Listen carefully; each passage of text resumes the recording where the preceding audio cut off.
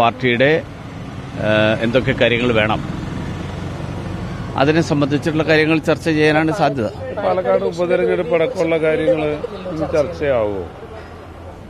അറിയില്ല, ചോദിക്കാം. നോക്കട്ടെ. അല്ല, ഏതെങ്കിലും തരത്തിൽ അവിടെ പാലക്കാട് അടക്കമുള്ള സ്ഥലങ്ങളിൽ ഏതെങ്കിലും വിഭാഗീയ പ്രവർത്തനങ്ങൾ നടന്നതായിട്ട് അങ്ങേക്ക് തോന്നുന്നുണ്ടോ? ഞാൻ പറഞ്ഞല്ലോ നേരത്തെ തന്നെ കാര്യം. നോക്കട്ടെ.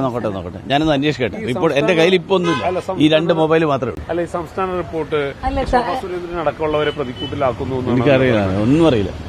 അങ്ങ് വീണ്ടും സംസ്ഥാന പ്രസിഡന്റ് ആകും. നമ്മുടെ നാട്ടില് തലശ്ശേരിയിൽ ഒരു ചൊല്ലുണ്ട്, ഞാനൊരു മാവിലായിക്കാരനാണ്.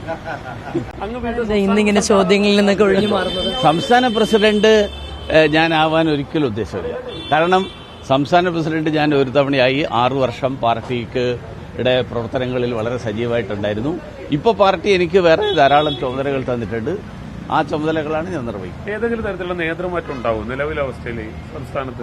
ഒന്നും അറിയില്ല. അതൊക്കെ നമ്മൾ അന്വേഷിച്ചല്ലേ പറയാൻ പറ്റും.